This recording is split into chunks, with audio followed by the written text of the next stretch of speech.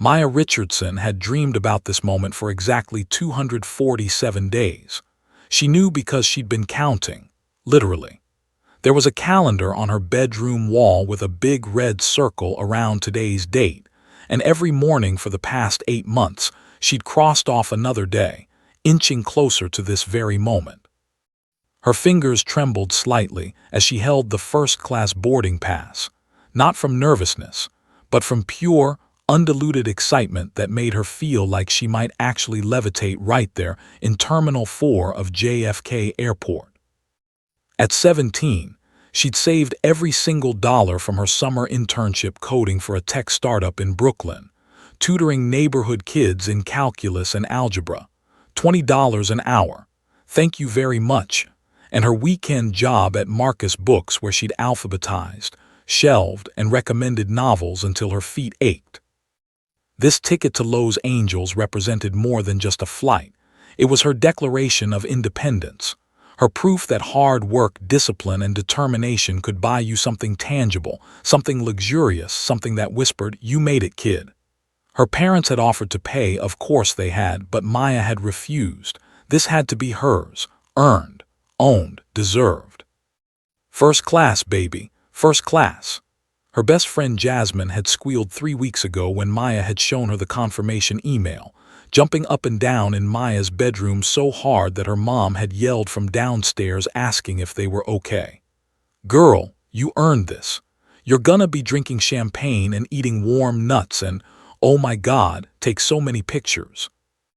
Maya had watched every YouTube video she could find, first-class experience review, what it's really like in first class on a budget. She'd learned about the amenity kits, the lie-flat seats, the multi-course meals with real silverware. She'd practiced saying, "Yes, thank you, I'll have the Chardonnay" in her mirror, even though she was underage and wouldn't actually order alcohol. She just wanted to sound sophisticated, confident, like she belonged there. Now, walking down the jetway in her favorite vintage Howard University hoodie, a nod to where she hoped to go next fall, and the designer jeans she'd scored at a thrift store in Soho for $12 retail, $300, Maya felt like she was floating on air. Her box braids were freshly done, gold cuffs catching the fluorescent airport lights. Her beat-up Converse squeaked slightly on the jetway floor. She'd agonized over her outfit, wanting to look comfortable but put together, casual but not sloppy. "You look perfect," her mom had said this morning, tears in her eyes for reasons Maya didn't quite understand at the time. "Hold your head high, baby. You belong anywhere you choose to be." Her father had hugged her tight, whispering, "Text me when you board, when you land, and if anything, and I mean anything, feels wrong." His jaw had been tight and she'd laughed it off. "Dad, I'm flying to a college tour, not going to war." But he hadn't laughed. "Just promise me, Maya." "I promise." Now, as she stepped onto the aircraft, the difference between the plane's interior and the economy flights she'd taken before hit her immediately. The carpet was plush. The lighting was soft and warm instead of harsh fluorescent.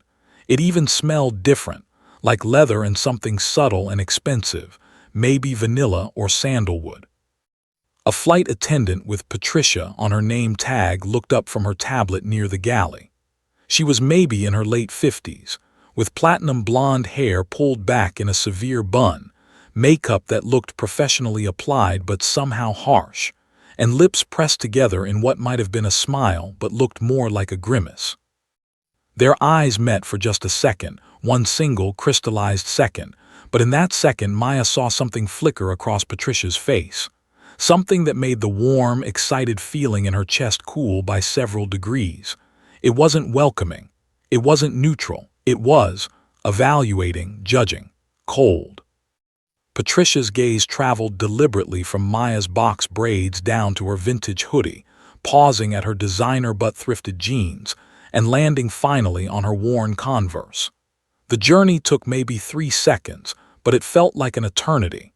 Like being scanned and found wanting, like being measured against some invisible standard and coming up short. "Welcome aboard," Patricia said, but her smile didn't reach her eyes.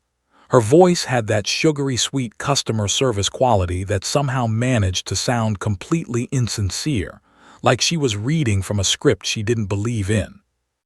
Maya felt a small twist in her stomach but pushed it away. Don't be paranoid, she told herself. Not everyone is out to get you. Stop seeing things that aren't there. She's probably just tired. It's early. You're being oversensitive.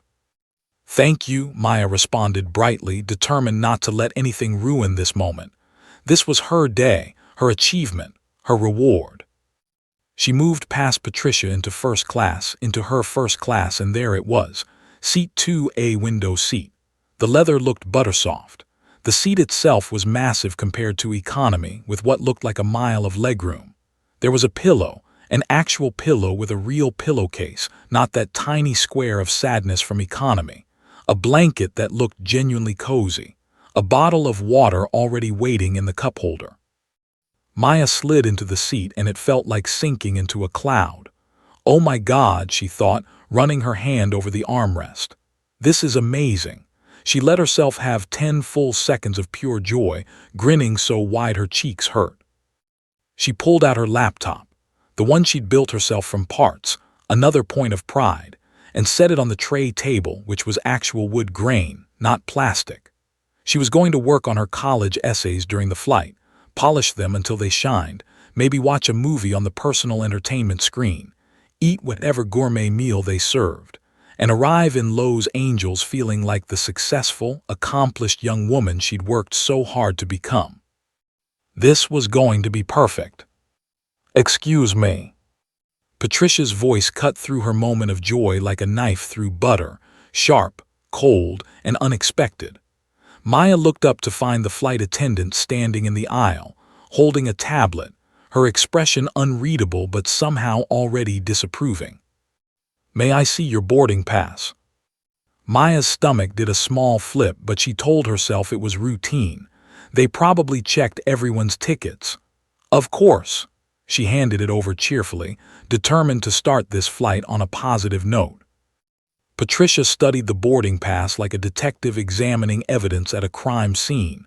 Her eyes narrowed, her lips pursed. She tilted her head, then looked at Maya, then back at the boarding pass. The scrutiny lasted at least 20 seconds, far longer than necessary to confirm a seat number. That was it, just No thank you. No, enjoy your flight. Just a sound that managed to convey doubt, suspicion, and dismissal all at once. She handed the boarding pass back without another word and moved on down the aisle. Maya's hand shook slightly as she tucked the boarding pass back into her hoodie pocket. The warm, excited feeling was definitely gone now, replaced by something uncomfortable, something familiar, something she'd felt before in stores when security followed her, in classrooms when teachers were surprised by her grades, in spaces where people looked at her and saw a threat instead of a person. Stop it, she told herself firmly. You're overthinking this. Everything is fine. This is your seat. You earned this. Nobody can take this away from you. She took a deep breath, opened her laptop, and tried to recapture that feeling of joy. She had no idea that her flight and her life was about to change forever. Maya tried to focus on her college essay. The cursor blinked on her screen, waiting for her to continue the sentence she'd started. Leadership to me means standing up for what's right even when. Even when what? Even when it's hard. Even when people doubt you. Even when you're the only one who looks like you in the room. She shook her head, trying to clear the uncomfortable feeling that had settled over her like a cold fog. Around her, first class was filling up with the kind of passengers she'd seen in those YouTube videos. A silver-haired businessman in seat 3B across the aisle, his Rolex catching the light as he typed furiously on his phone. A woman in a sharp power suit and red-bottomed Louboutins settling into 4A, already sipping champagne. A couple in their 60s in 5C and 5D, laughing softly as they clinked their glasses together, celebrating something. They all looked comfortable, like they did this every day, like they belonged here without question. Maya sat up straighter, opened her college essay document, and forced herself to type. She belonged here too. She'd paid for this seat with money she'd earned. Every single dollar. 10 minutes passed. Passengers continued boarding, the gentle ding of overhead bins closing, the murmur of polite conversation, the rustle of newspapers and magazines.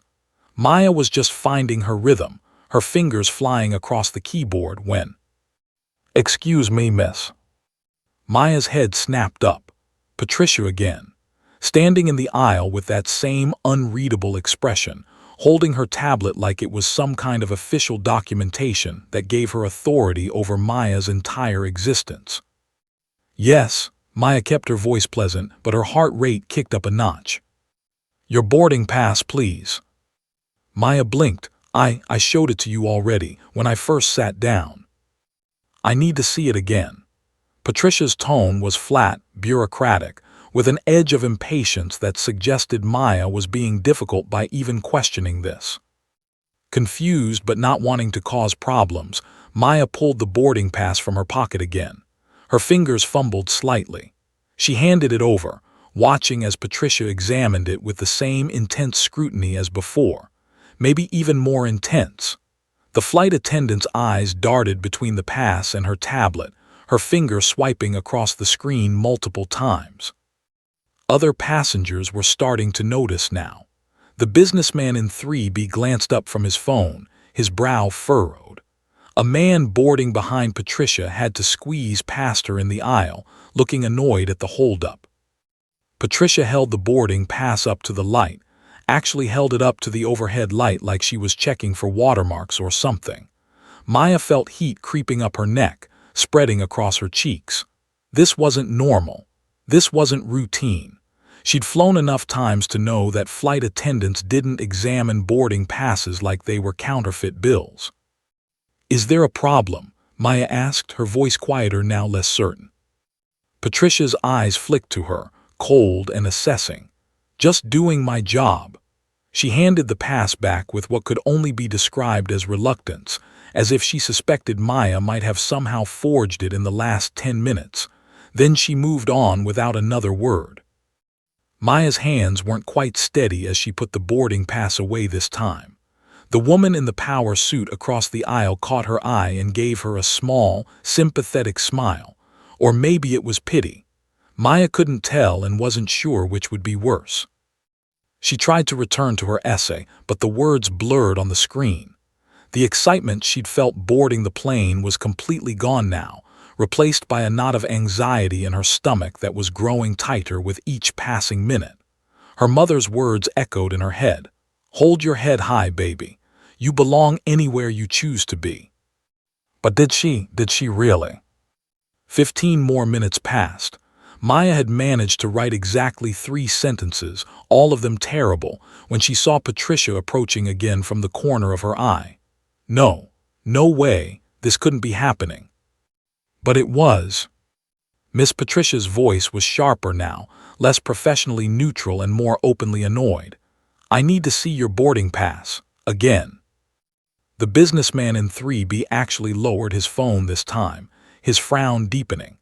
The couple in row 5 stopped their conversation mid-sentence. Even passengers still boarding slowed down to watch. Maya felt like she was in a spotlight, like everyone was staring at her, and they were. Her heart was pounding so hard she could hear it in her ears. This was it. The moment her parents had warned her about. The moment her grandmother had told stories about.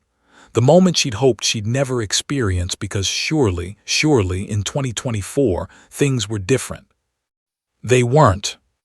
"I've shown you 3 times, Maya said, and she was proud that her voice came out steady even though everything inside her was shaking. "My ticket is valid. I purchased this seat with my own money." The words hung in the air like a challenge. Patricia's perfectly made-up face shifted into something uglier. One eyebrow arched up and her lips curved into something that was definitely not a smile. "Purchased," she said the word like it was laughable, absurd, impossible. "With your own money." The skepticism in her voice was so thick you could cut it with a knife. The implication was clear, hanging between them like poison gas. You, a black teenager in a hoodie and sneakers, buying a first-class ticket. The temperature in the cabin seemed to drop 10 degrees, or maybe that was just Maya's blood running cold. Yes, Maya said louder now, her voice cutting through the cabin. Several more passengers turned to look. With MY money that I earned from my job and my internship and my tutoring, is that a problem? She felt something shift inside her chest. Fear was still there, yes. God, she was terrified, but something else was rising up alongside it. Anger, indignation, a bone-deep certainty that she had every right to be exactly where she was. Patricia's face flushed red, the color creeping up from her neck like rising water.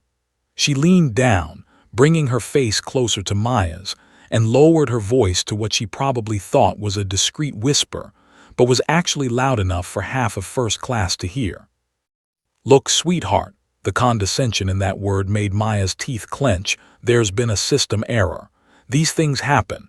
You need to move to economy. We have a passenger with status. She emphasized those last 3 words like they meant something important, something Maya couldn't possibly understand. Who needs this seat? Maya's hands gripped the armrests. A system error. She repeated the words slowly, deliberately. I checked in 12 hours ago. I selected this exact seat when I purchased the ticket 3 weeks ago. I've received 3 confirmation emails, 2 text messages, and a mobile boarding pass, and somehow there's now a system error. Don't make this difficult. Patricia straightened up, her professional mask slipping further. Her southern accent was thicker now, her tone harder. You're holding up the flight and I don't appreciate your attitude. My attitude? Maya felt like she'd been slapped. She'd been nothing but polite, cooperative, patient. Miss, I'd be happy to trade seats with the young lady if it would help. The businessman in 3B was half standing now, his voice awkward but well-meaning. I'm in 3B if that. No, Maya's voice came out sharper than she intended and she immediately felt guilty. This man was trying to help, but she wouldn't let this happen. She took a breath, forced herself to sound calmer. Thank you, sir. I really appreciate that, but no, I paid for this seat. I have every right to be in this seat. I'm not moving. Patricia's eyes flashed dangerously. Well, then we have a problem, don't we? The only problem, Maya said, her voice shaking but determined, is you asking me to move from a seat I legally purchased for no legitimate reason. Patricia's mouth opened, closed, opened again. For a second she looked genuinely shocked that Maya was pushing back, like she'd expected compliance, submission, a quiet acceptance of being displaced. Mark, Patricia called out sharply, gesturing to a younger flight attendant, maybe late 20s, with kind eyes and an expression of growing concern, who was helping a passenger with a bag several rows back. Mark, I need you here. Now. Mark hurried over, and Maya could see the confusion on his face as he took in the scene. Patricia, red-faced and angry. Maya, gripping the armrests like a lifeline. Half the first-class cabin watching like they'd stumbled into a reality TV show. What's going on? Mark asked carefully. This passenger, Patricia said the word like it tasted bad, needs to be relocated to economy. Can you please explain to her that she needs to comply with crew instructions? Mark looked at Patricia, then at Maya, then down at the boarding pass Patricia thrust at him. His eyes widened as he studied it. He pulled out his own tablet, tapped at the screen, frowned, tapped some more. The silence stretched out like taffy. Maya could hear her own breathing, could feel sweat forming at her temples despite the cabin's air conditioning. Finally, Mark looked up and his voice was careful, measured, like he was trying very hard not to start World War III. Patricia, this is a paid first-class ticket. Seat 2A, it's completely valid. Her name matches her ID. He glanced at Maya apologetically, based on the boarding pass name. I don't understand what the issue is. The issue, Patricia's voice was rising now, professional composure completely abandoned, is that this passenger's attitude and behavior are now the problem, and if she cannot behave appropriately in first class. Maya's phone was already in her hand. Her fingers found the camera app, pressed record. She held it up, clearly visible, aimed at Patricia. "Please," Maya said, her voice steady despite the tears threatening behind her eyes. "Continue. Tell me more about my attitude. Explain exactly what behavior I've exhibited that's inappropriate. I'd like it on record." Patricia's face went from red to purple. The cabin was dead silent, except for the ambient noise of the aircraft systems. And then the cockpit door opened. The cockpit door swung open with a decisive, authoritative click that seemed to echo through the entire first-class cabin. Every head turned. Every conversation stopped. Even Patricia froze mid-breath. Captain James Mitchell emerged, and he was not the stereotype Maya had unconsciously expected. He was a black man, tall, maybe 6 feet, with salt and pepper hair cropped close, deep brown skin, and eyes that had clearly seen everything the aviation industry could throw at him. His uniform was immaculate, his captain's stripes gleaming under the cabin lights, his bearing radiating the kind of authority that comes from 30 years of commanding aircraft and dealing with every possible human drama at 35,000 feet. Maya felt a surge of hope, so powerful it almost made her dizzy. "What's going on here?" His voice was firm, professional, carrying the weight of someone who was absolutely done with whatever nonsense was happening in his cabin. "We're 10 minutes behind schedule, and I can hear this situation from the cockpit." Patricia straightened immediately, her entire demeanor shifting like a switch had been flipped. Suddenly she was professional again, composed, the aggrieved flight attendant dealing with a difficult passenger. "Captain Mitchell," she said, her voice dripping with put-upon patience, "this passenger is refusing to follow crew instructions and is now recording us, which is creating a hostile environment." "What instructions?" Captain Mitchell's voice cut through her explanation like a hot knife through butter. His eyes were sharp, assessing, taking in every detail of the scene before him. Maya with her phone still recording, her knuckles white on the armrest.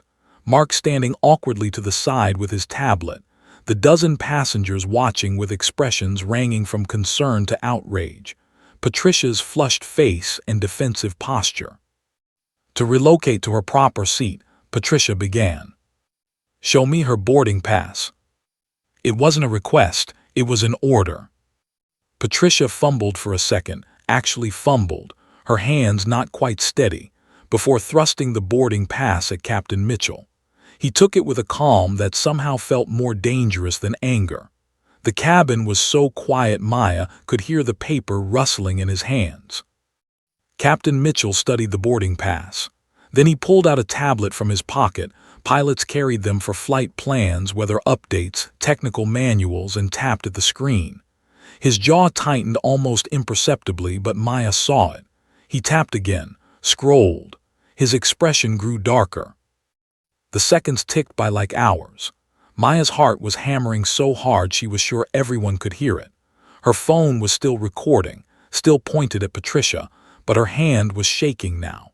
She wanted to believe that Captain Mitchell being black meant he'd understand, he'd help, but she'd learned long ago that shared skin color didn't guarantee solidarity. Sometimes it made things more complicated. Finally, Captain Mitchell looked up.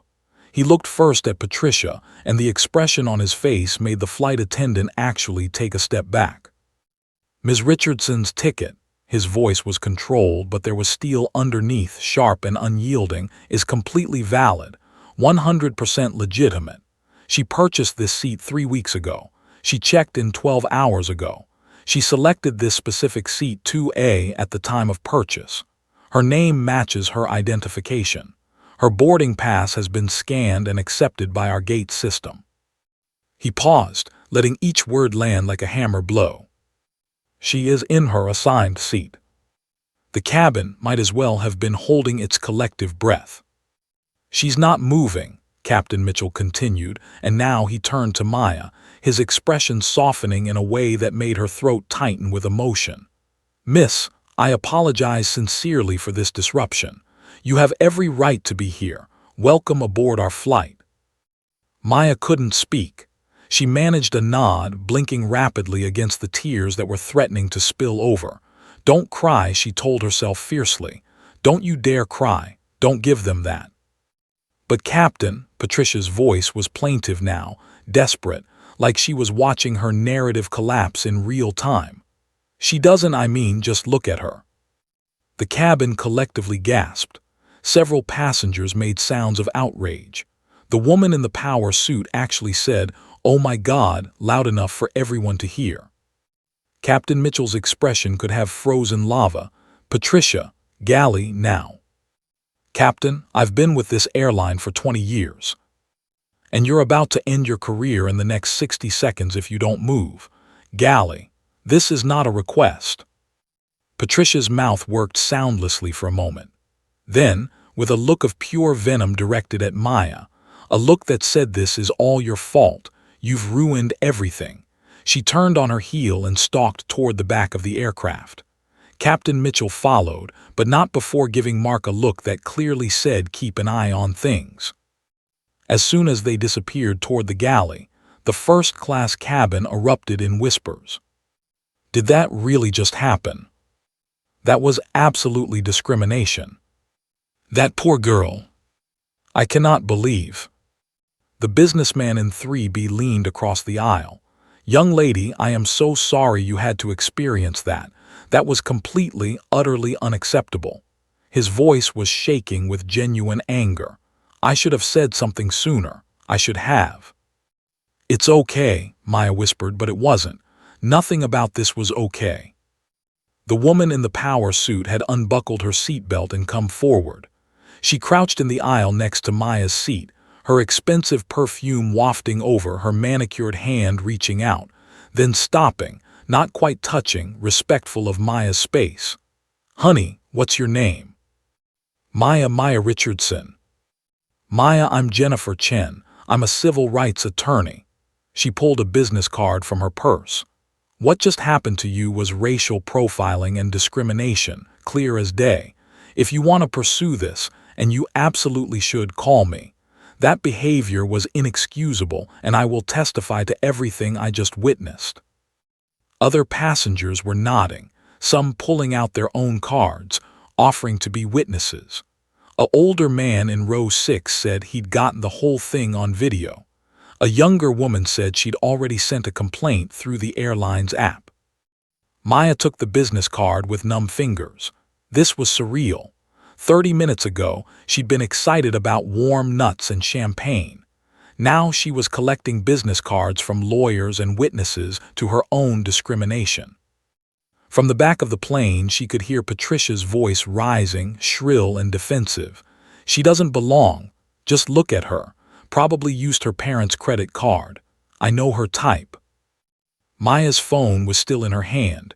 Recording stopped now, but the damage was done. Or rather, the evidence was preserved. She opened her text messages with shaking fingers, found her father's name, started typing. "Dad, you won't believe what just happened on this flight." Delete, too casual. "Dad, I'm okay, but something happened." Delete, too scary. "Dad, you won't believe what just happened on this flight. That thing you and Mom always warned me about. It just happened. I'm okay, but..." She hit send before she could second-guess it. Watched the message turn from delivering to delivered. Stared at her phone screen, suddenly desperate for a response, for her father's voice, for someone who would understand the cocktail of emotions churning through her. Rage, humiliation, vindication, exhaustion, and a bone-deep sadness that in 2024 this was still her reality. The 3 dots appeared immediately. Dad was typing. "Then what happened? Call me when you land. Are you safe? Maya, answer me right now." Her fingers hovered over the keyboard. Before she could respond, another message. "What airline? What flight number? Where are you?"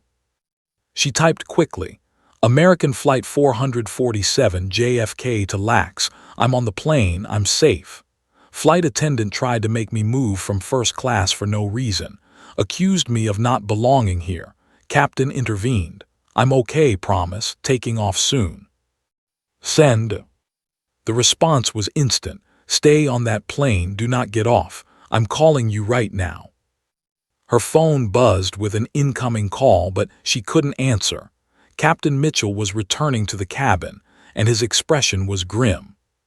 She declined the call, texted, "Can't talk about a takeoff. I'll call when we land. Love you. I'm okay, really." Captain Mitchell stopped at the front of first class. His voice, when he spoke, carried to everyone. "Ladies and gentlemen, I apologize for the delay. The situation has been addressed. Ms. Whitmore will not be serving this flight. We'll be departing shortly." Not serving this flight. Maya felt a flicker of satisfaction, then immediately felt guilty for feeling satisfied. She didn't want anyone to lose their job. She just wanted to be treated like a human being. Captain Mitchell caught her eye and gave her a small nod. Solidarity, respect, acknowledgement. Then he returned to the cockpit. The plane began to push back from the gate. Maya's phone buzzed again. "Dad, stay on that plane. I'm handling this. Trust me." She stared at that message. Handling what? What could he possibly? But there was no time to figure it out. Patricia reappeared, face blotchy, eyes red, makeup smudged, pointedly avoiding looking at Maya while she went through the safety demonstration with mechanical precision. Mark took over the first-class service, his kindness almost painful in its earnestness. The plane taxied away from the gate, turning toward the runway. Maya looked out the window at the tarmac, at the other planes lined up like giant birds waiting their turn to fly, at the ground crew in their neon vests, at the normal, everyday operations of an airport.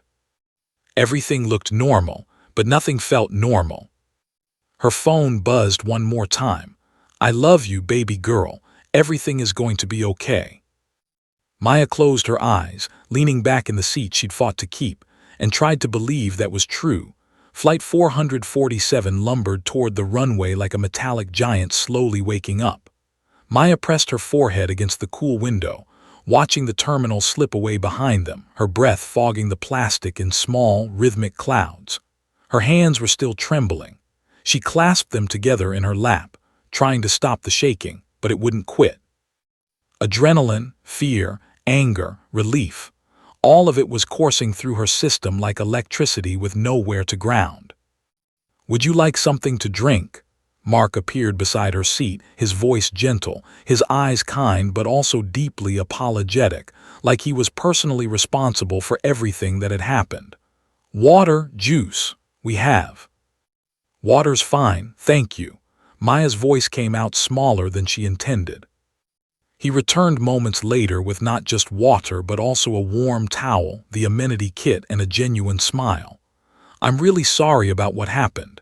That shouldn't have." He stopped, seeming to realize that no words could actually make this better. "If you need anything at all, just press the call button." "Okay." Maya nodded, accepting the items with hands that were finally starting to steady. The warm towel felt good against her face, washing away the stress sweat that had formed during the confrontation. She was supposed to be excited right now. She was supposed to be taking selfies, texting Jasmine about the experience, savoring every moment of her first-class adventure. Instead, she felt hollowed out, exhausted in a way that had nothing to do with physical tiredness. Patricia emerged from the galley with a drink cart, and Maya's entire body tensed. The flight attendant moved through first class with exaggerated professionalism, serving other passengers with a brightness that seemed cranked up to 11. "Here's your champagne, sir." "Oh, let me get you extra nuts, ma'am." "Absolutely, I'll bring that right away." When she reached Maya's row, she didn't even make eye contact, just pushed the cart past like Maya was invisible, like she was a ghost, like she literally didn't exist. The woman in the power suit, Jennifer Chen, the civil rights attorney, caught Patricia's arm. "Excuse me, you just passed by this passenger." Patricia's smile could have cut glass. "I'll be back shortly." "No, you'll serve her now. She's been sitting here for 20 minutes without service." The standoff lasted maybe 5 seconds, but it felt like an eternity. Finally, Patricia turned to Maya with a smile so fake it could have been made of plastic. "What can I get you?" "Nothing, Maya's voice was quiet but firm. "I don't want anything from you." Patricia's mask slipped for just a second, a flash of something ugly in her eyes before she moved on. Jennifer leaned across the aisle and whispered, "You're braver than I would have been at 17. Hell, braver than I am now at 42. Maya managed a weak smile, but inside she was screaming. She just wanted to disappear, to be anywhere but here. To not be the center of attention, the victim, the story that everyone would tell later. "You won't believe what I saw on my flight." Her phone buzzed in her pocket. She pulled it out, keeping it low.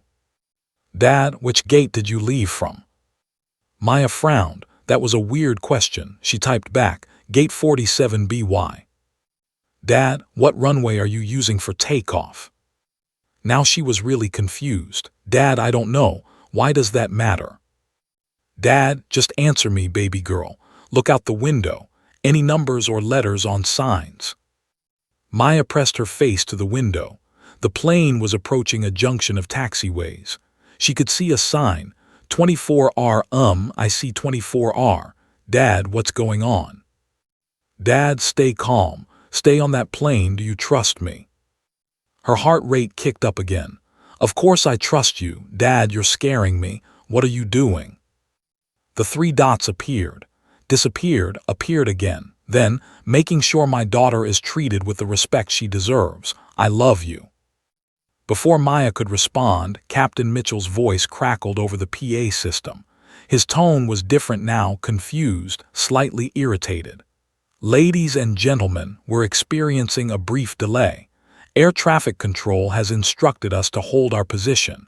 We'll update you as soon as possible." The plane slowed to a stop on the taxiway. Passengers around first class groaned, checked their watches, muttered about connections. Maya stared at her phone. Her father's last message glowed on the screen. A terrible, impossible suspicion was forming in her mind. No way, he wouldn't, he couldn't.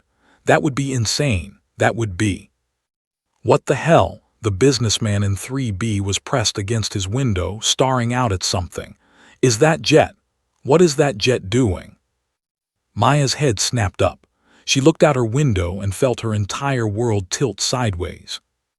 A massive private jet, sleek, white, beautiful in the way that only obscenely expensive things can be, was maneuvering on the taxiway ahead of them. Not just taxiing normally, but moving with deliberate precision, positioning itself perpendicular to their path, like a chess piece being moved into checkmate position. "That's a Gulfstream G650, the businessman said, his voice awed. "Those things cost like $70 million. What is it?" The jet completed its maneuver and stopped. Dead stop. Right in the middle of the taxiway that Flight 447 needed to use to reach the runway. There was no way around it, no way past it. It was blocking them completely. The cabin erupted in confusion. "Is that allowed? What's happening? Are we going to be here long? I have a connection in Lax." Maya couldn't breathe. Her eyes were locked on that jet, that beautiful, expensive, impossible jet. She knew that jet. She'd been on that jet. She'd done homework on that jet, eaten birthday dinners on that jet, flown to family vacations on that jet. That was her father's jet. Her phone buzzed. "Dad, I'm here." "Oh my God," Maya whispered. "Oh my God, what did you do?" Captain Mitchell came back on the intercom, and now he sounded genuinely baffled. "Folks, we're experiencing an unusual situation. There's conflicting traffic on the taxiway. We're working with air traffic control to resolve this. This shouldn't take more than a few minutes." Patricia, still serving drinks with forced cheerfulness, huffed loudly from the galley. "Probably some entitled CEO throwing his weight around," she announced to no one in particular, but clearly intended for everyone to hear. "Making hundreds of people wait because he can. Typical rich people behavior. No consideration for anyone else." The irony was so thick Maya almost laughed. Almost. But she was too busy watching the private jet's door, watching and waiting and knowing, absolutely knowing, what was about to happen. Ground crew vehicles were rushing toward the Gulfstream now. Airport operations trucks with flashing lights. She could see people in reflective vests gesturing, clearly trying to figure out what was going on, why this private jet had just blocked a commercial aircraft on an active taxiway. Then the jet's door began to open. The stairs extended with mechanical precision, touching down on the tarmac. And Maya watched, along with everyone else pressed against their windows, as her father emerged. Marcus Richardson stepped out of the Gulfstream G650 like he owned the entire airport, which Maya suddenly realized with crystal clarity he kind of did, or at least owned a significant portion of the airline's parent company, a fact he rarely publicized, a fact that was about to become very, very relevant. He wasn't alone. Behind him came two people in dark suits carrying briefcases. Lawyers, definitely lawyers. Her father never traveled without his legal team for important matters. And then three more people in airline uniforms, executive level based on their attire. Even from this distance, even through the slightly grimy airplane window, Maya could see that these were not regular airline employees. These were the people who made decisions. Big decisions. Is that Marcus Richardson? The woman in the power suit, Jennifer, had unbuckled her seatbelt and was pressed against her window. The Marcus Richardson, Richardson Tech Industries Marcus Richardson. Oh my God, it is, someone else said. I've seen him in Forbes. He's like, what a billionaire. Multi-billionaire, the businessman corrected. Richardson Tech supplies processors to basically every major computer manufacturer. He's one of the wealthiest black men in America. Maya's throat was so tight she could barely swallow. Every eye in first class was now glued to the windows, watching the scene unfold on the tarmac. Her father and his entourage were moving with purpose toward Flight 447, and even from here, even through metal and plastic and distance, she could see the set of his jaw, the way his shoulders were squared. She'd seen that posture before, when a venture capital firm had tried to lowball him on a deal, when a tech magazine had credited his innovations to a white colleague, when her middle school principal had tried to suspend her for disruption after she'd corrected a teacher's incorrect information about the Tuskegee Airmen. That was her father's, I'm about to burn this entire thing down posture. Why are they coming to our plane? Someone asked. Patricia had gone very, very quiet. The color was draining from her face as she watched through the window, as the pieces began clicking together in her mind. Maya's phone lit up one more time. Baby girl, daddy's got you, always. Captain Mitchell's voice came over the intercom again, and this time he sounded completely rattled. Ladies and gentlemen, we need to. Please remain seated with your seatbelts fastened.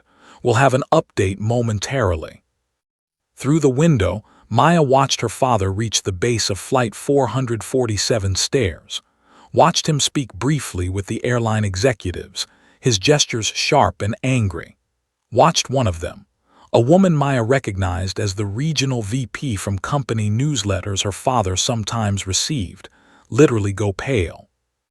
Her father pulled out his phone, showing them something on the screen. Even from inside the cabin, Maya could see their body language shift from confused to horrified, from what's the problem to oh God, we are so screwed. And then Marcus Richardson looked up at the plane. His eyes scanned the windows until they found first class, until they found her. Their eyes met across 50 feet of distance, an airplane metal. Maya lifted her hand in a small wave. Her father's expression shifted from fury to relief to love to determination, all in the space of a heartbeat. Then he started walking toward the aircraft door. Oh my God, Jennifer Chin breathed beside her. Maya, is that your?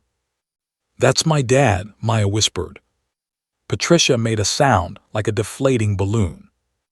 And Flight 447's main door opened to admit Marcus Richardson and the reckoning he'd brought with him. The cabin door opened with a pneumatic hiss that seemed to echo through the entire aircraft. Every single person in first class, every businessman checking stock prices, Every couple sipping champagne, every passenger who'd been scrolling through their phones froze, turned, watched. Marcus Richardson stepped onto Flight 447, and it was like watching gravity shift. The man didn't just enter a space, he commanded it. 6'3" in a charcoal Tom Ford suit that probably cost more than most people's monthly rent, custom-made Italian leather shoes that clicked against the aircraft floor with authority, a face that had graced the covers of Fortune, Forbes, and Bloomberg Businessweek. But more than his physical presence, more than his obvious wealth, was the sheer force of controlled fury radiating from him like heat from a furnace. Behind him came the two lawyers, a woman and a man, both carrying briefcases that likely contained enough legal documentation to bury someone, and the three airline executives, who looked like they were being marched to their own execution. Captain Mitchell had emerged from the cockpit, his face a mixture of professional concern and dawning horror as he recognized exactly who had just boarded his aircraft. "Mr. Richardson, sir, I." Marcus held up one hand, silencing him with nothing but a gesture. His eyes were scanning the cabin with laser precision, moving past row after row until they landed on first class, until they landed on her. Maya. That single word, her name, spoken in her father's voice, cracked something open inside Maya's chest. All the composure she'd been maintaining, all the strength she'd been projecting, all the dignity she'd been clinging to like a lifeline, suddenly felt impossible to hold on to. "Daddy," she managed, her voice breaking. Marcus Richardson crossed first class in 4 long strides. The passengers between him and his daughter might as well have been invisible. When he reached row 2, he knelt. This billionaire CEO, this man who regularly negotiated 9-figure deals, literally got down on one knee in the aisle of a commercial aircraft, so he could be at eye level with his daughter. "Baby girl, are you okay?" His hands cupped her face, his thumbs brushing away tears she hadn't realized were falling. His eyes, so much like hers, dark brown and expressive, searched her face for any sign of harm. Maya nodded, then shook her head, then nodded again. "I'm okay, I'm fine. Dad, you didn't have to." "Yes, I did." His voice was steel wrapped in velvet. "I absolutely did." He pulled her into a hug that transported Maya instantly back to being 5 years old, to scraped knees and playground bullies, and the absolute certainty that her father could fix anything. She buried her face in his shoulder and let herself be 17 and scared and relieved all at once. When Marcus finally pulled back, he stood to his full height, and the temperature in the cabin seemed to drop.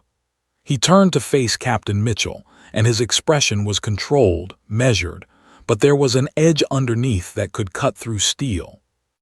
"Captain Mitchell," his voice carried through the entire first-class cabin, "I understand you ultimately did the right thing here.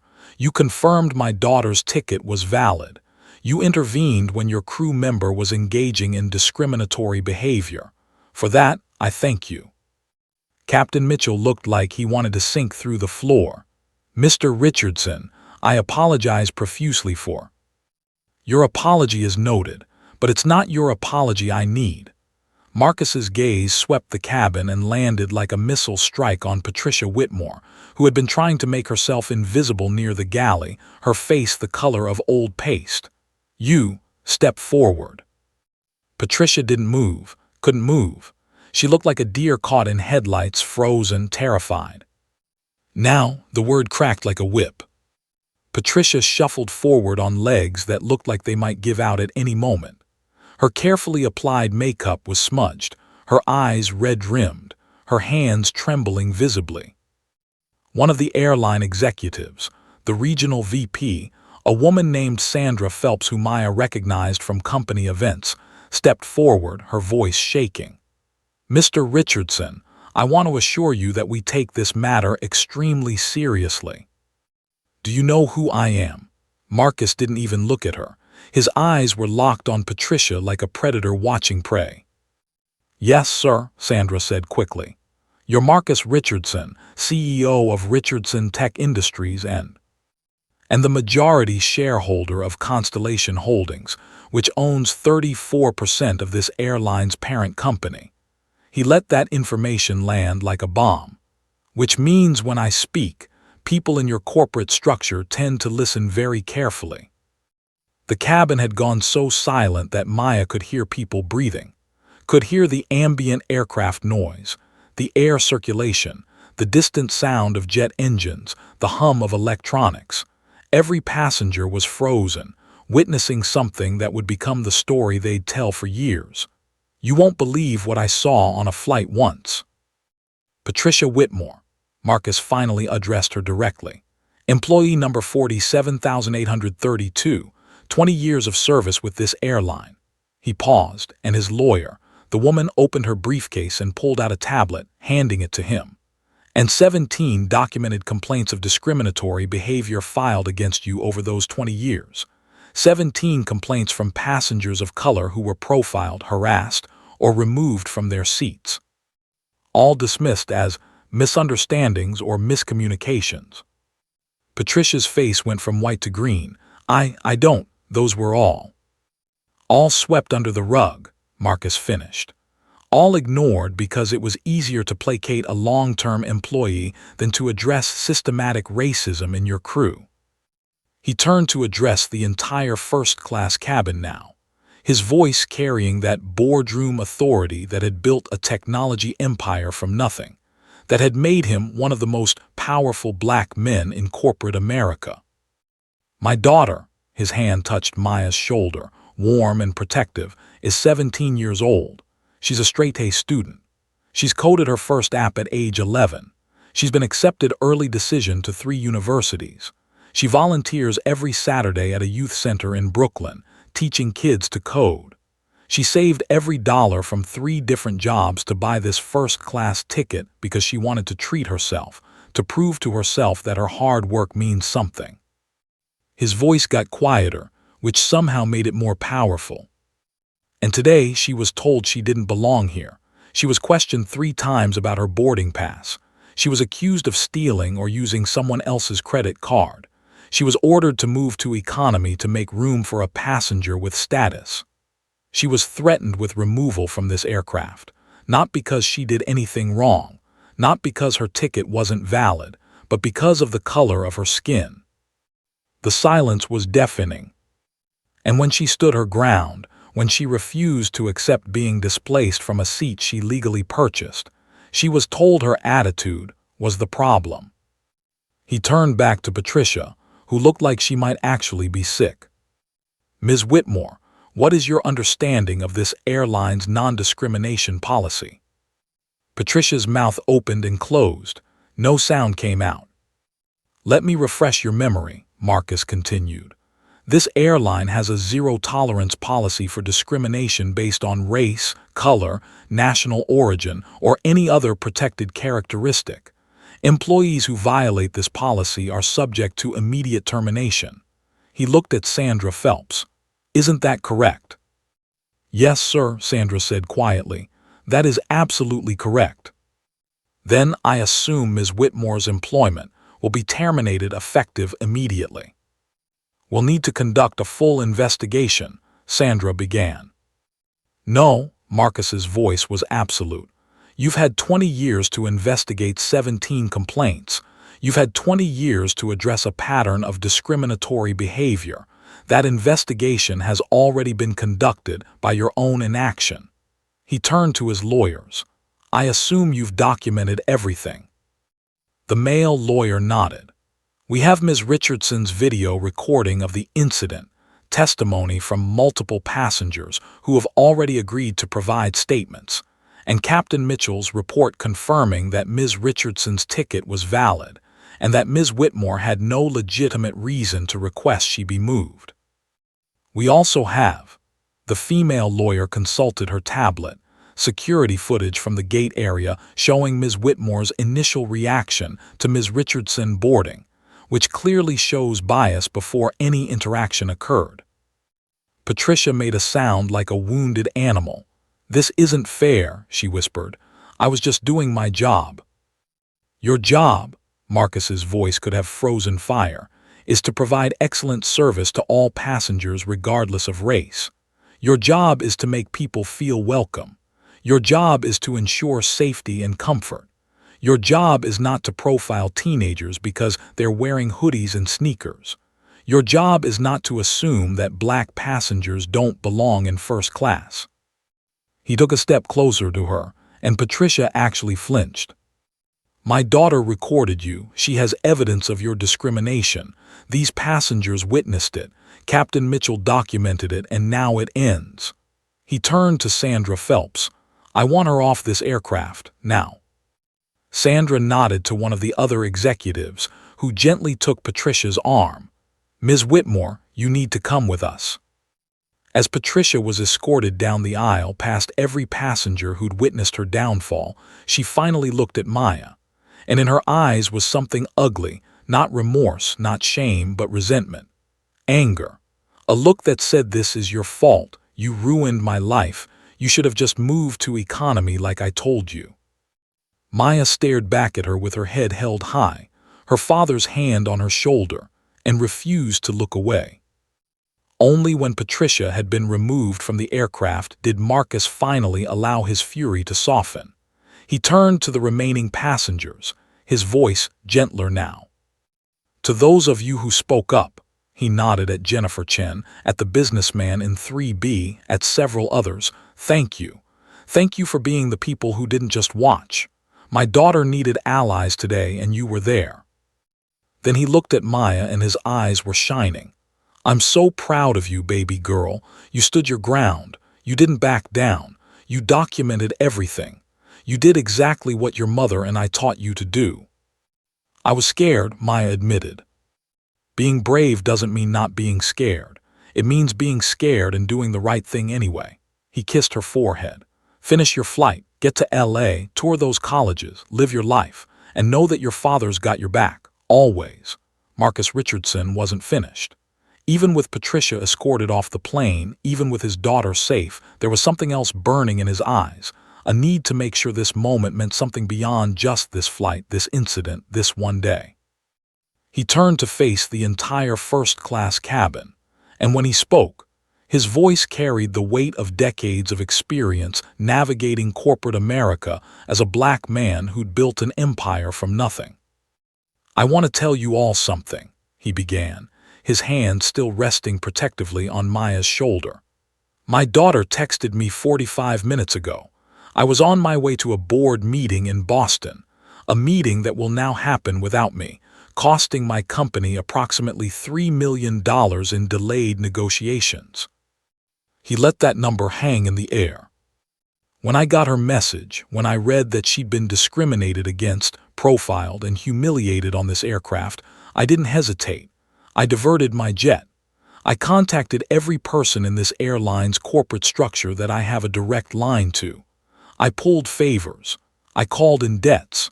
I blocked this aircraft from taking off because my daughter needed me. His voice got quieter, more intense. But here's what keeps me up at night. I could do that. I have a private jet. I have money. I have power. I have connections. I can make phone calls that get answered. I can block runways and force accountability. My daughter got justice today because of who her father is. He paused, his jaw working, emotion flickering across his face. But what about all the other black children, the brown children, the poor children? What about the kids who get discriminated against and their parents can't block a runway, can't afford lawyers, can't make the news, who don't have someone with the power to force justice? The question hung in the air like smoke. Jennifer Chen spoke up from her seat, her voice thick with emotion. Mr. Richardson, what you did today, what your daughter did by recording this, by standing her ground, this matters. This is going to matter for all those other kids too. I hope so, Marcus said quietly. God, I hope so, because this shouldn't require a billionaire father to make it right. This should be right by default. He looked around at the passengers, making eye contact with each person who'd speak up. Some of you said something today. You spoke up. You offered to be witnesses. You didn't just sit there and watch injustice happen. That matters more than anything I did. Because most of the time, there's no billionaire father coming to save the day. Most of the time, all there is are regular people deciding whether to speak up or stay silent. The businessman in 3B stood up, his face flushed. Mr. Richardson, I should have said something sooner. The first time she asked for the boarding pass, I noticed. I thought it was odd, but I told myself maybe it was procedure. Maybe I was reading into it, and I'm ashamed of that. Don't be ashamed, Marcus said firmly. Learn from it. Do better next time. That's all any of us can do. An older white woman from row 4 raised her hand tentatively like she was in school. Her voice shook when she spoke. Mr. Richardson, I didn't say anything. I watched it happen and I didn't say a word. I kept thinking someone else would handle it. And I'm so sorry. Maya, I'm so sorry. Maya turned in her seat to face her. The woman had tears streaming down her face, genuine remorse written across her features. Thank you for apologizing, Maya said softly. That means something. It's not enough, the woman said. I'm 63 years old. I've seen things like this before and I've always stayed quiet. Always told myself it wasn't my place, wasn't my business. But silence makes us complicit, doesn't it? Yes, Marcus said simply, it does. Captain Mitchell, who'd been standing near the cockpit listening to everything, cleared his throat.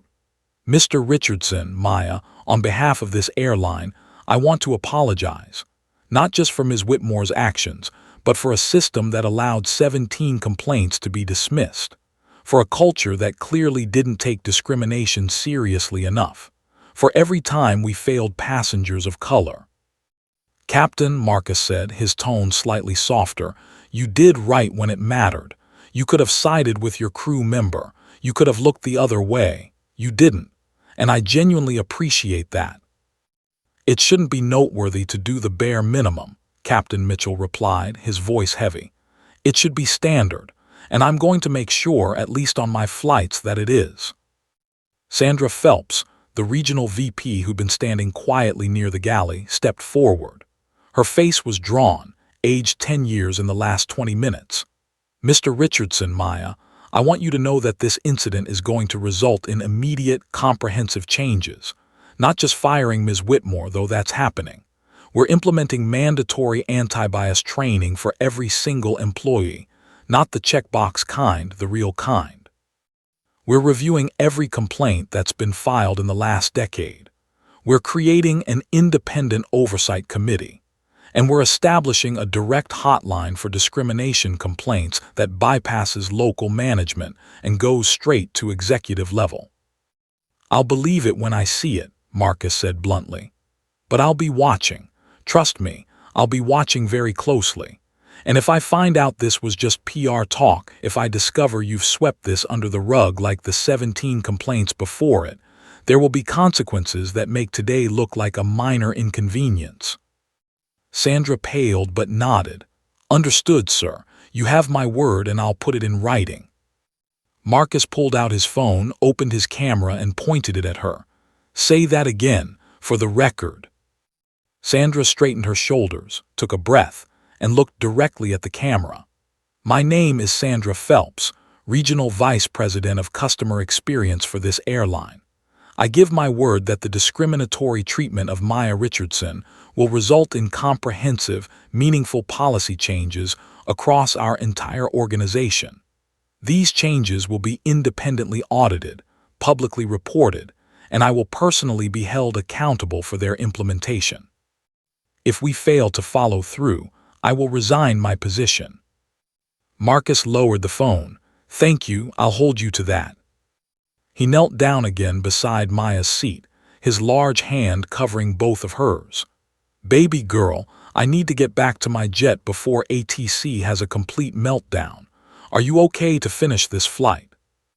Maya nodded, though part of her wanted to grab onto him and not let go. I'm okay, Dad, really, I'm tired.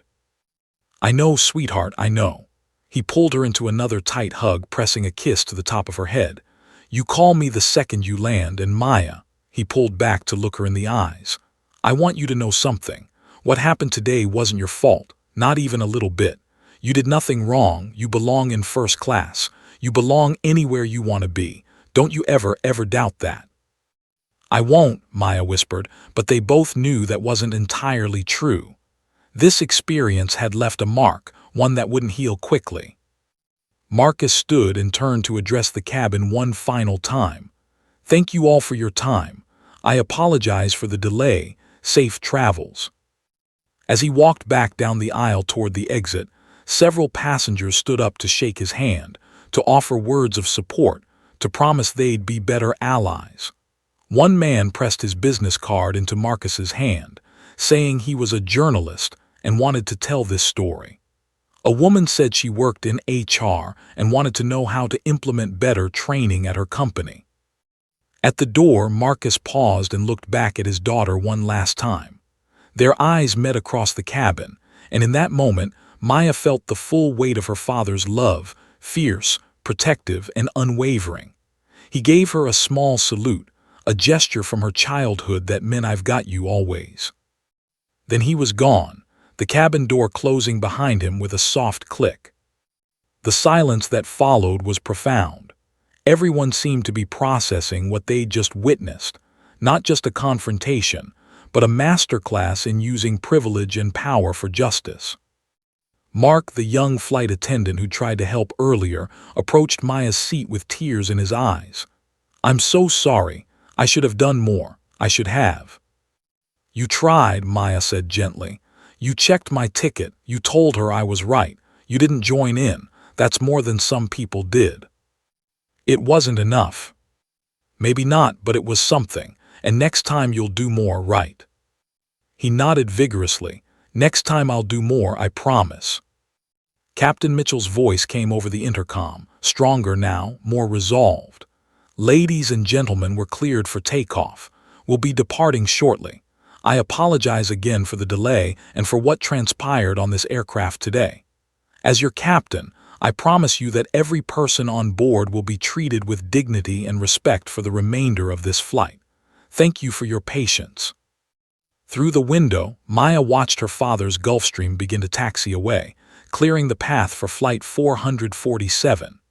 The white jet gleamed in the afternoon sun, and as it moved, she could see her father through one of the windows, phone pressed to his ear, probably already making more calls, ensuring more accountability, fighting more battles.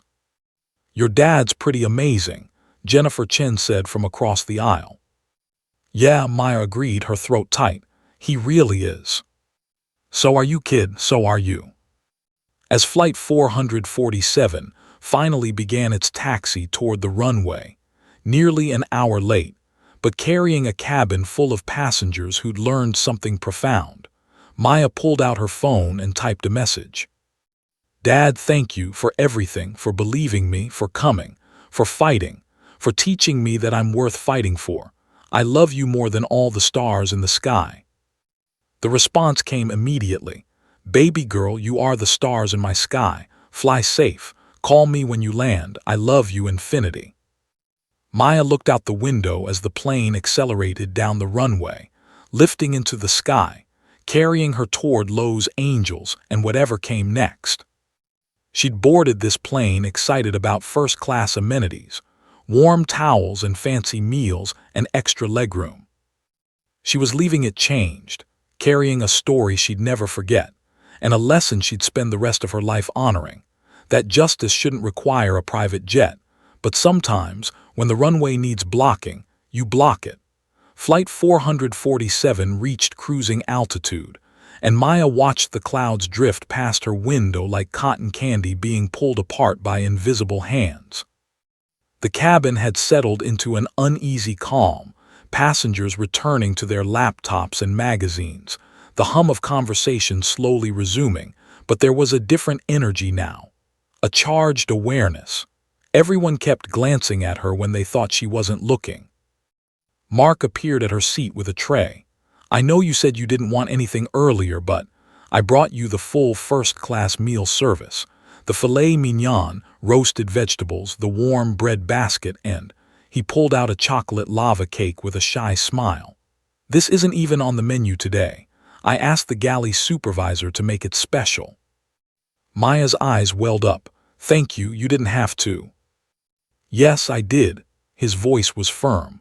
You deserve every bit of service we advertise in first class. And Maya, I meant what I said. Next time I'll do more, I'll be better. As he walked away, Maya stared at the meal in front of her. The filet was perfectly cooked, medium rare, the presentation restaurant quality. 3 hours ago, this would have been the highlight of her trip. Now it felt almost absurd, like the universe was trying to apologize with food. But she was hungry, starving actually. Adrenaline crashes do that. So she ate, and despite everything, the food was incredible. Jennifer Chen leaned across the aisle. How are you doing, really? Maya swallowed a bite of filet. Honestly, I don't know, I feel numb, angry, relieved, all of it at once. That's completely normal. You experienced trauma today. Don't let anyone minimize that. Jennifer pulled out her phone. Maya, I need to tell you something. Your video, the one you recorded of Patricia, it's already online. Maya's fork froze halfway to her mouth. What? How? I didn't post it anywhere. The man in row 6, the one who said he recorded everything. He posted his video to Twitter about 20 minutes ago. It's already got 50,000 views and climbing fast. And honey, people are angry, in the best way possible. Jennifer turned her phone around. Maya watched her own face on the screen, watched herself holding up her boarding pass for the 3rd time, watched Patricia's sneering dismissal, heard her own voice saying with my money, with a strength she hadn't known she possessed. The comments were pouring in. This is absolutely disgusting. That flight attendant should be fired. This baby was just trying to enjoy first class, and they treated her like a criminal. The way she stayed calm, I would have lost it, she's so strong. Her father blocked the runway with his private jet. That's how you handle racism. Maya's phone started buzzing, and buzzing, and buzzing. She looked at the screen and her eyes widened. Hundreds of notifications. Instagram, Twitter, TikTok, even LinkedIn. Her video, the one she'd recorded, must have been shared by someone who'd seen it on the passenger's account. Oh my God, Maya whispered. This is going viral. Not just viral, Jennifer said. This is going mega viral. Look, she scrolled through her own feed. Justice for Maya is trending. Number 3 on Twitter. People are demanding accountability. The airline's mentions are being absolutely flooded. The businessman from 3B turned around in his seat. Maya, I just got a text from my wife. Your story is on CNN. They're running it as breaking news. Maya felt dizzy. CNN, but it just happened. We're still in the air. Welcome to the age of social media, Jennifer said wryly. News doesn't wait for planes to land anymore. Maya's phone rang. Dad, she answered immediately. Dad, how are you calling me? I thought. My jet has satellite Wi-Fi, baby girl. I'm watching this blow up in real time. CNN, MSNBC, Fox News, they're all covering it. The airline's stock is dropping. Their PR team is in complete panic mode. Are you okay? I don't know what I am, Maya admitted. Dad, this is so much bigger than I thought it would be. I just wanted to, I don't know what I wanted. I just didn't want to move from my seat. And you shouldn't have had to. Maya, listen to me. When you land, there are going to be reporters at LAX. Lots of them. You don't have to talk to anyone if you don't want to. I can have security meet you, get you out through a private exit. No, Maya surprised herself with the firmness in her voice. No, I'll talk to them. If people want to hear my story, I'll tell it. Maybe it'll help someone else. Someone who doesn't have a father with a private jet. She could hear the pride in her father's voice. That's my girl, but Maya, promise me something. Don't let this define you. You're so much more than what happened today. You're brilliant, you're kind, you're going to change the world. This is just one day. Just one really weird day, Maya said, managing a laugh. The weirdest. I love you, baby. Call me when you land. As the flight continued, something unexpected happened. Passengers started coming up to Maya, one by one, not to gawk or take selfies, but to share their own stories. The older woman from row 4 told her about being passed over for promotions in the 1980s because she was a woman. I stayed silent then. I won't anymore. Thank you for reminding me what courage looks like.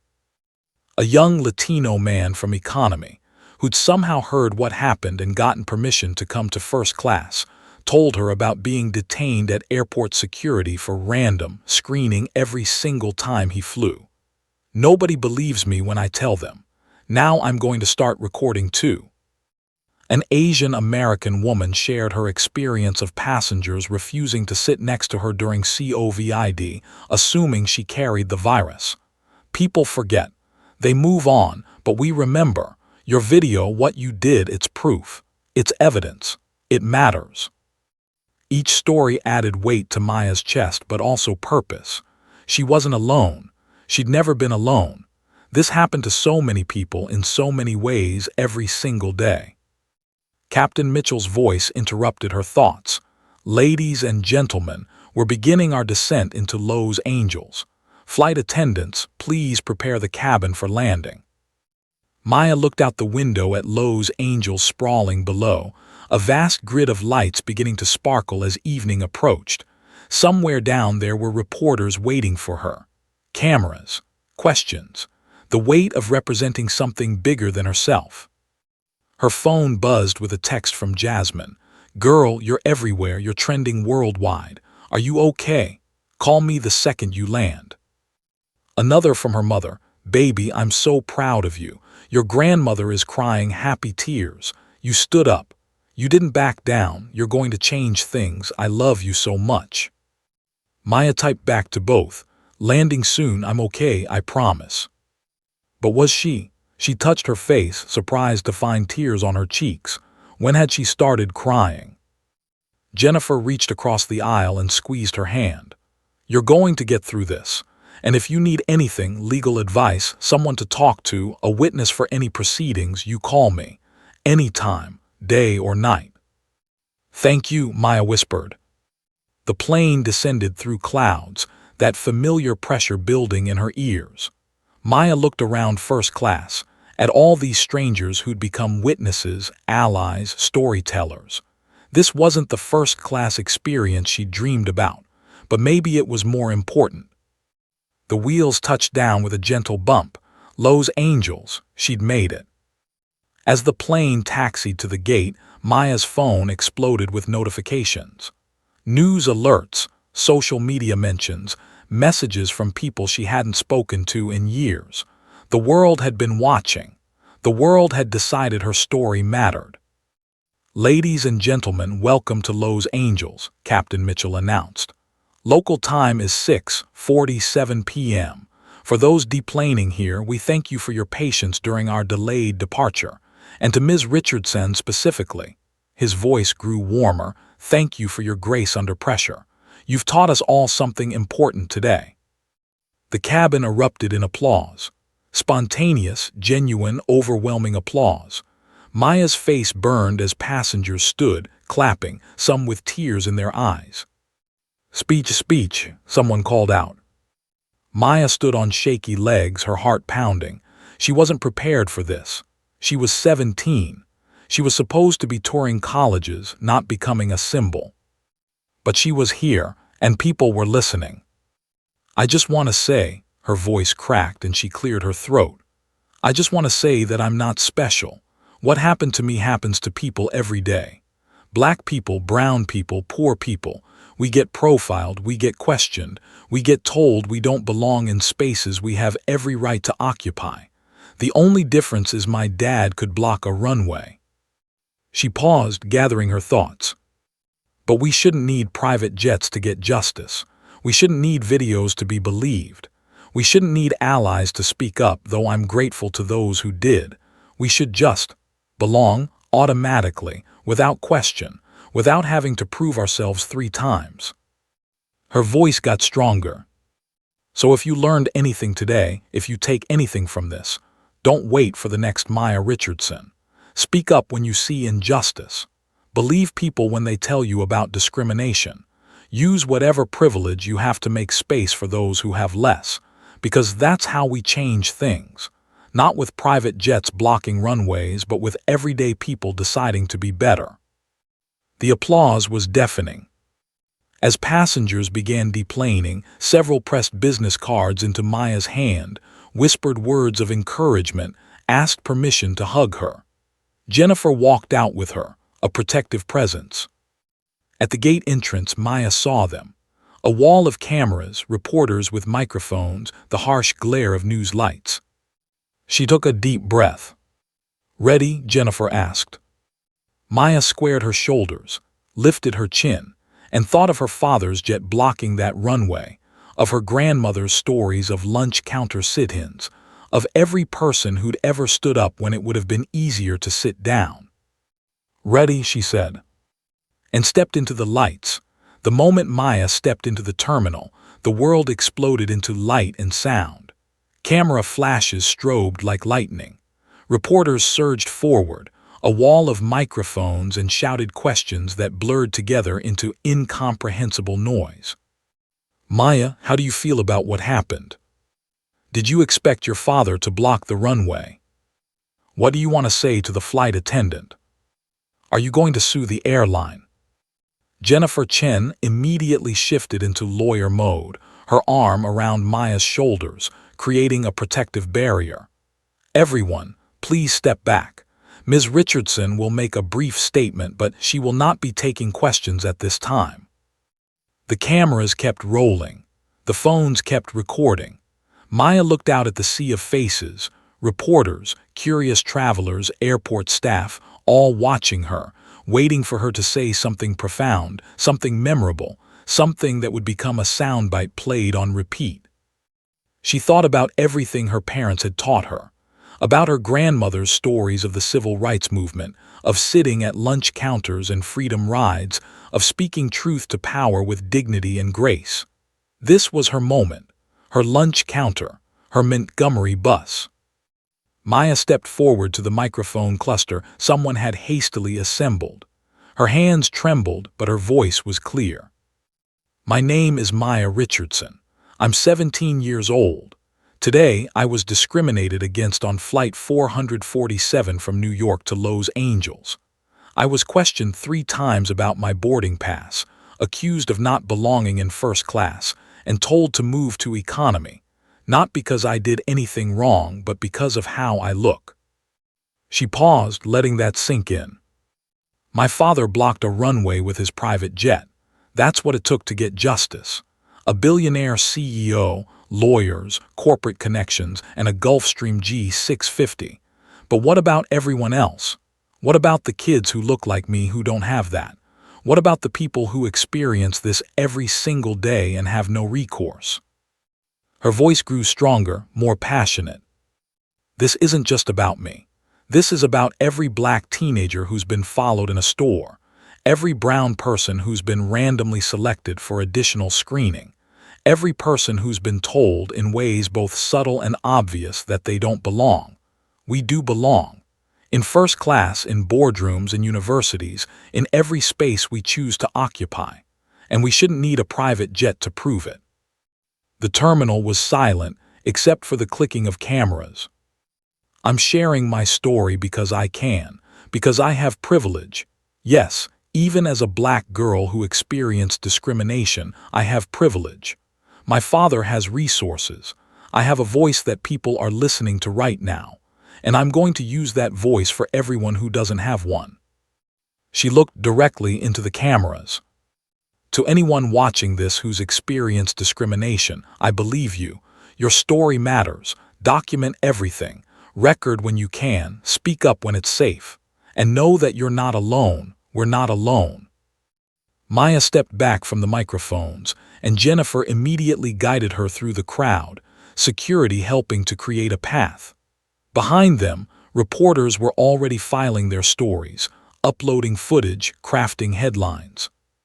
By the time Maya reached baggage claim, her phone had over 10,000 new notifications. 3 days later, the video of Maya's airport statement had been viewed 50 million times. The original footage from the plane had been seen by over 100 million people worldwide. Justice for Maya had trended in 47 countries. The airline's stock had dropped 12% before partially recovering after their official response. That response came in the form of a press conference. Patricia Whitmore was terminated effective immediately. Sandra Phelps announced a complete overhaul of the airline's discrimination policies. Mandatory anti-bias training for all 47,000 employees, not the usual 2-hour online module, but comprehensive, in-person sessions led by diversity experts. An independent review of all discrimination complaints filed in the past decade, with a commitment to contact every complainant personally. A $50 million fund dedicated to diversity initiatives and discrimination prevention. And a personal settlement with Maya, undisclosed amount, but sources suggested it was substantial. Maya sat in her family's living room in Brooklyn, watching the press conference on TV with her parents. Her father had his arm around her mother, who hadn't stopped crying, happy tears, she insisted, since Maya had gotten home. "They're actually doing it," Maya said, almost disbelieving. "Real change." "Because you forced them to," her father said. "You and that video, and the millions of people who demanded accountability. This is your impact, baby girl." Maya's phone rang. An unfamiliar number, but the area code was Vancouver. She answered hesitantly. "Hello." "Hi, is this Maya Richardson? This is Rebecca Chen from TEDx Vancouver. We'd love to have you speak at our conference in 6 months. Your story, your message, it's exactly what we need right now." Maya looked at her parents, eyes wide. Her mother nodded encouragingly. Yes, I'd love to." 6 months later, TEDx Vancouver. Maya stood backstage, her hands sweating despite the cool temperature. She turned 18 2 months ago. She'd been accepted to Howard University with a full scholarship, plus a generous endowment from an anonymous donor. She suspected her father, though he denied it. She'd been interviewed by Oprah, featured in Time magazine's Next Generation Leaders, and invited to speak at the NAACP Image Awards. But somehow this felt the most important. TED Talks reached millions. They lasted forever on the internet. This was her chance to turn a painful moment into a movement. "You ready?" the stage manager asked. Maya smoothed down her blazer, a sharp, professional piece her father had bought her for her 18th birthday. She'd paired it with jeans and fresh white sneakers, a blend of professional and authentic, just like her. "I'm ready." She walked onto that stage, and the applause washed over her like a wave. The auditorium was packed, thousands of people who'd come to hear her story, to learn from her experience, to be inspired to do better. Maya stood at the red circle, took a breath, and began. "My father blocked a runway that day." Her voice was strong, clear, carrying through the auditorium without hesitation. His private jet, a Gulfstream G650 that cost $70 million, stopped a commercial aircraft from taking off because his daughter had been discriminated against. It was powerful. It was dramatic. It made headlines around the world. She paused, making eye contact with the audience. "But here's what keeps me up at night. I shouldn't have needed any of that. Justice shouldn't require a billionaire parent and a private jet. It shouldn't take a viral video with 100 million views. It shouldn't need celebrity endorsements and trending hashtags and stock prices dropping before people in power decide to do the right thing." Her voice grew more passionate. "Every single day, someone is told they don't belong. Someone is discriminated against and has no recourse. No private jet to block the runway. No viral video to force accountability. No father with the power to make phone calls that get answered. Just their dignity, their truth, and the hope that someone somewhere will believe them and speak up." She walked across the stage, her sneakers squeaking slightly on the polished floor. "I was lucky, I know that. My story had a hero. My story had resources. My story had a happy ending, or at least a just one. But we can't build a society that requires luck for justice. We can't accept a world where only the privileged get their rights protected. We need to be better, all of us. Maya stopped at center stage. So I started a nonprofit. It's called Belong because that's what this is all about, isn't it? The fundamental right to belong in spaces you've earned access to. Belong provides legal support for victims of discrimination in travel, retail, and service industries. We teach people how to document incidents. We connect them with lawyers. We amplify their stories. We fight for accountability. She pulled out her phone, held it up. This is the most powerful tool we have. Not private jets, not corporate connections. This, documentation, evidence, truth. In the first 6 months, Belong has helped 247 people file discrimination complaints. We've secured settlements for 31 of them. We've gotten 15 employees fired for discriminatory behavior. We've forced policy changes at 7 major corporations. The audience erupted in applause. Maya waited for it to die down. But that's still only 247 people out of thousands, maybe millions, who experience discrimination every year. So here's what I need from you: when you see injustice, speak up. Don't wait for someone else to handle it. Don't tell yourself it's not your business. Your silence makes you complicit. Her voice dropped lower, more intense. If you're in that airplane seat watching someone get profiled, say something. If you're in that store watching security follow a black customer, say something. If you're in that meeting hearing someone make a racist joke, say something. Use whatever privilege you have to make space for people who have less. She looked out at the thousands of faces watching her. My father could block a runway because he had the power to do it. But you know what's more powerful than one person with a private jet? Thousands of regular people deciding they won't stay silent anymore. Millions of allies choosing to speak up. A society that decides discrimination isn't acceptable under any circumstances, regardless of whether there's a camera rolling or a stock price dropping. Maya's voice grew softer, but no less powerful. 6 months ago, I was just a 17-year-old girl excited about flying first class. I'd saved every dollar. I'd watched YouTube videos. I'd practiced sounding sophisticated. I thought the hardest part would be choosing between the chicken or the beef. A ripple of knowing laughter moved through the audience. Instead, I learned that I'd carry my blackness into every space I entered, that my accomplishments would be questioned, that my presence would be challenged, that I'd have to prove myself not once, not twice, but 3 times, and even then it might not be enough. Her eyes glistened with unshed tears.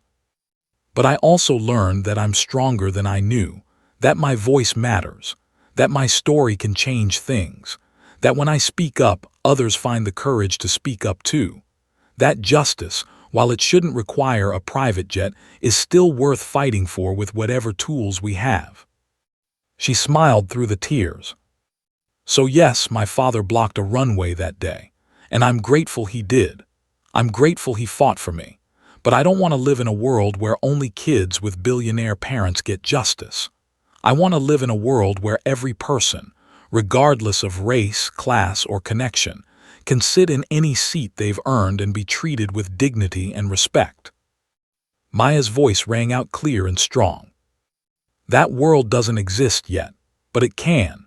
If we build it together, if we refuse to accept injustice, if we use our voices, our phones, our power, whatever we have, to block the runway of discrimination until things change. She walked to the edge of the stage. My name is Maya Richardson. I'm 18 years old. I belong in first class. I belong on this stage. I belong anywhere I choose to be. And so do you. So do all of us. Let's make sure that message reaches every runway, every boardroom, every classroom, every space where someone has been told they don't belong. The standing ovation lasted 4 full minutes, but Maya barely heard it. She was looking out at all those faces, young and old, black and white and brown, privileged and struggling, and seeing possibility, seeing allies, seeing change. Her phone buzzed in her pocket. Dad, I'm watching the live stream. I'm so proud I can't breathe. You just changed the world, baby girl." Maya smiled, wiped her tears, and walked off that stage knowing that while her father had blocked a runway that day, she just cleared a path for everyone else. The work wasn't finished, it would never be finished, but it had begun. And that was everything. The end.